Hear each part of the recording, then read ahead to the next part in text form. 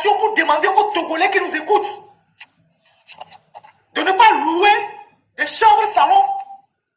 Généralement, la plupart d'entre vous, ces chambres salons, de ne pas louer aux militaires. Vous imaginez les dégâts que ça va avoir sur vous? Si nous demandons aux gens, au Togo, que quand un militaire vient dans votre maison pour louer, il faut augmenter le loyer pour lui. Si on loue une chambre salon à 20 000, le propriétaire va mettre ça à 30 000. Bonjour cher abonné. Le peuple togolais vit dans la peur et l'oppression, mais sa mémoire reste vive. Ferdinand Haïté, dans son direct, interpelle les militaires et les met face à leurs responsabilités historiques. Il leur rappelle que les armes ne protègent pas de la vérité, et qu'aucun régime n'est éternel. Les abus d'aujourd'hui deviendront les comptes à rendre demain. C'est un avertissement lourd de sens pour toute une nation en quête de justice. Abonnez-vous pour plus de contenu.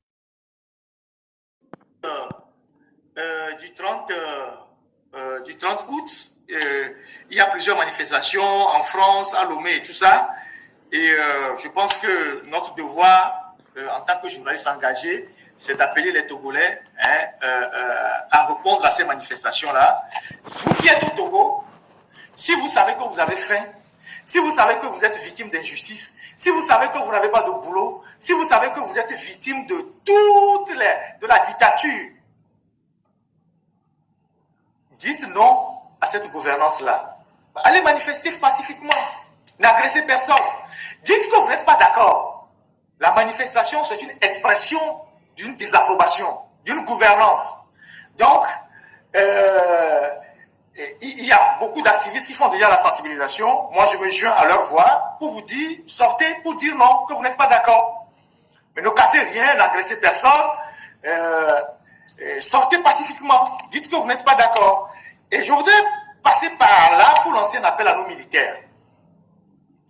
Parce que, comme j'ai eu à le dire dans plusieurs lives, c'est eux, d'une manière ou d'une autre, qui vont faire basculer demain la situation politique au Togo. Qu'on le veuille ou pas. Aujourd'hui, ils sont la dernière ceinture de sécurité de Faure Gnassingbé. C'est eux qui protègent Faure Gnassingbé. C'est eux qui volent à son secours. C'est eux qui lui garantissent le pouvoir. C'est les militaires qui sont les piliers du pouvoir au Togo. Mais c'est les plus malheureux de notre pays. C'est les plus affamés du pays. C'est eux qui ont tous les problèmes. C'est les plus grands mendiants de notre pays, les militaires. Je parle des corps habillés en général. C'est eux qui sont dans les rues, qui demandent de l'argent à tout le monde. Ah, chef, il faut nous donner du café. À l'aéroport, au port, partout. C'est eux qui demandent de l'argent. Mais c'est eux, dès qu'il y a manifestation, qu'on envoie frapper, tuer, molester, torturer les Togolais dans la rue. Vous, les militaires, c'est grâce à la conférence nationale, c'est-à-dire aux manifestations dans les rues au Togo, qu'on a pu augmenter vos salaires dans ce pays-là. Avant, vous aviez des miettes. C'est la conférence nationale, au sortir de la conférence nationale, qu'on a augmenté vos soldes. Que ce soit la police, la gendarmerie, les militaires en général. C'est la démocratie. C'est le vent démocratique qui a permis d'améliorer vos conditions.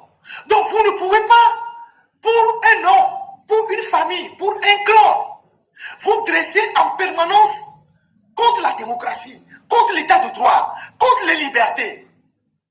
Vous ne pouvez pas continuer par le faire. Faure Gnassingbé, il fait la belle vie avec ses femmes. Il fait ce qu'il veut de sa vie. Il a les belles voitures, il a les femmes. Vous, vous avez quoi? Vous n'avez absolument rien. Les officiers, comme les hommes de rang, vous finissez mal votre vie. À part quelques individus parmi vous, qui sont les soutiens immédiats de la dictature, qu'on nomme ministres, préfets, qui ont quelques avantages, la plupart des officiers, que vous finissez colonel, général, je ne sais pas quoi, vous finissez dans la misère. Vos enfants, parce que généralement les militaires font beaucoup d'enfants, vos enfants sont dans la misère. Donc, réveillez-vous. Arrêtez de supporter ce régime-là contre la volonté du peuple. On ne vous demande pas d'aller tuer Faure Gnassingbé, loin de là. On ne vous demande pas d'aller faire un coup d'État, loin de là. Mais on vous demande de ne pas frapper les Togolais quand les Togolais sortent dans la rue pour revendiquer leurs droits. Le 30 août, des gens vont encore sortir. Ne répétez pas les scènes animal que vous avez perpétré le 5, 6, les 27, 26, 28. Ne répétez pas les mêmes scènes. Même si vos patrons vous disent d'aller tabasser, tuer, faites preuve d'un peu d'intelligence. Soyez raisonnable. Nous allons vous observer dans les jours à venir. Madame Nyakade, dans son adresse à l'armée, vous a interpellé, vous a appelé à vos responsabilités. Vous a dit, il faut que vous preniez le parti du peuple contre le parti d'un clan, d'une famille, d'un individu. Ces mots sont très forts. Ces mots résonnent. Elle a été ancienne ministre de la Défense. Les mots qu'elle a choisis étaient des mots très forts. Réfléchissez. Parce que vous étiez civil avant de devenir militaire. Vous serez civil après l'armée. La plupart d'entre vous sont des agents de sécurité dans les maisons des civils aujourd'hui, à votre retraite. Ça veut dire que quelque chose, même à votre retraite, parce que certains parmi vous vont à la retraite à 40 ans, 42 ans, avec une nuée d'enfants derrière, comment vous allez survivre avec ça? Donc, moi j'ai quelque chose, un message à vous lancer.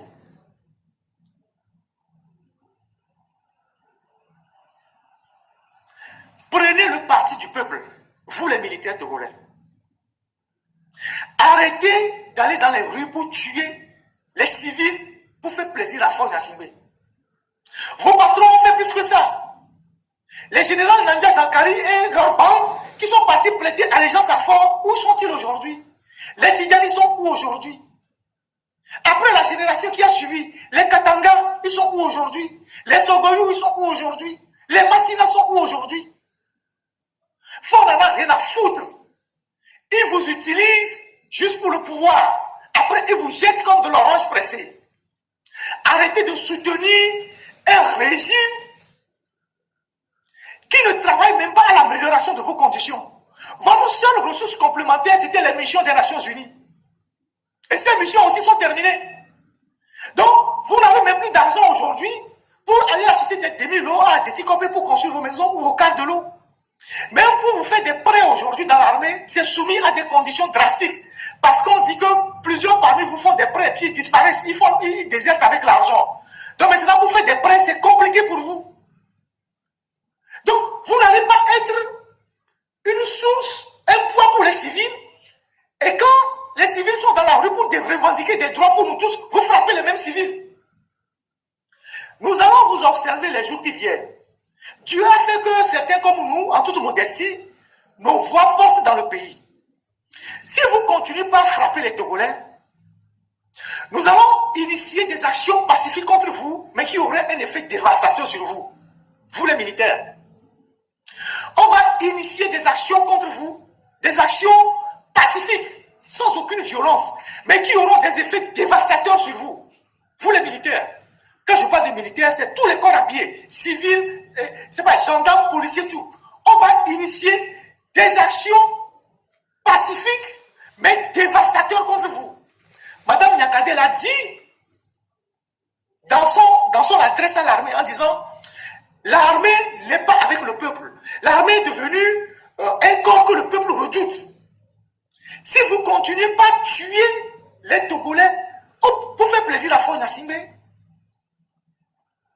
nous qui avons une voix qui portons dans le pays, on va lancer des actions contre vous. Et ces actions seront foudroyantes, mais très efficaces contre vous. Contre vous. On va lancer des actions foudroyantes contre vous, mais pacifiquement. Parce que, je répète, c'est vous qui n'avez pas de logement. C'est vous qui vivez en location. C'est vous qui demandez de l'argent pour compléter la fin de mois. C'est vous qui demandez de l'argent pour mettre de l'essence dans vos motos. Si demain matin, comme ça vous irez voir Faure Gnassingbé pour vous construire des cités. Vous tous qui demandez de l'argent dans les rues, à l'aéroport, au port, partout, qui demandez du café. Si on demande aux Togolais de ne rien vous donner, vous imaginez les dégâts que ça va avoir sur vous?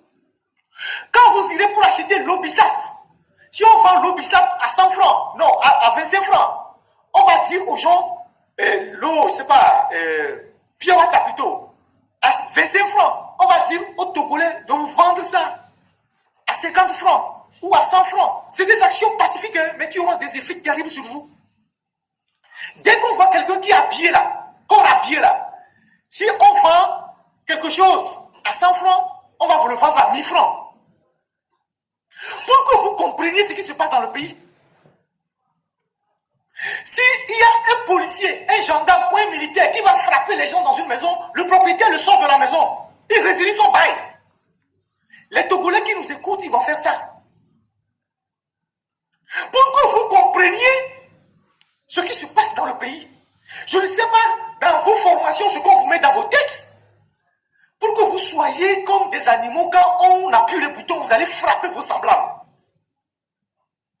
À un moment donné, on va faire ça. Parce que vous les militaires, majoritairement vous êtes en location. Vous les policiers, majoritairement vous êtes en location. C'est vous qui demandez l'argent partout pour arrondir les fins du mois. C'est vous qui demandez l'argent pour le café. C'est vous qui sollicitez des soutiens pour vos enfants.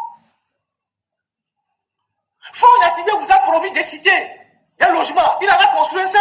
Depuis des années, 20 ans, il a promis qu'il va vous construire des cités. Il vous a construit un seul. Une seule chambre, il vous a construit. Zéro.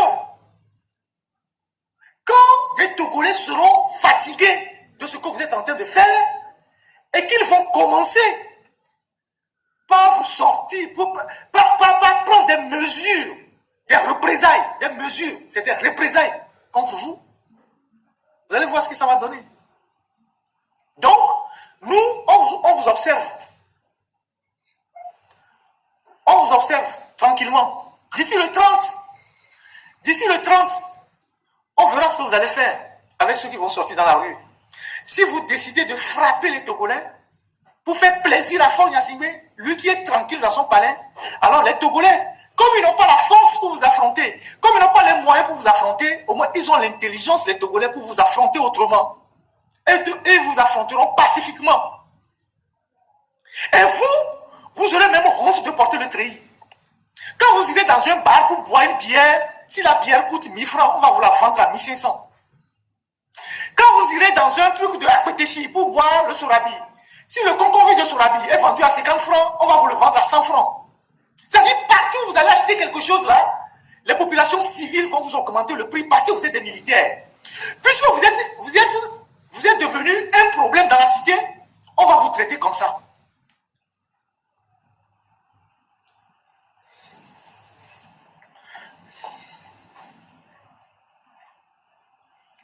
On va demander au chauffeur de ne rien vous donner.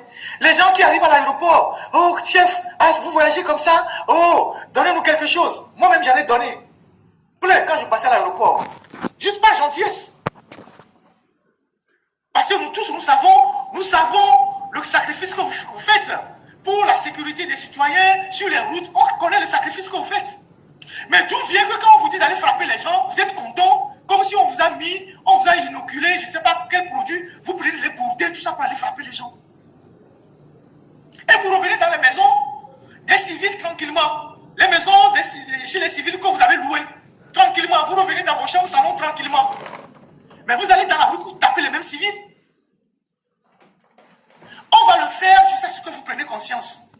Taper les gens le 30. Et on va déclencher cette opération-là. On va bien la peaufiner. Pour que vous allez voir Faure Gnassingbé, pour que Faure Gnassingbé vous construise des cités, pour qu'on vous loge là-bas. Si un militaire va aller acheter un terrain, qu'il soit même officier, si le terrain est à 2 millions, vendez-lui ça à 10 millions. S'il n'a pas l'argent, il n'a qu'à partir dormir dans la rue. Ça va être comme ça. Alors, pour cette première rubrique de notre émission,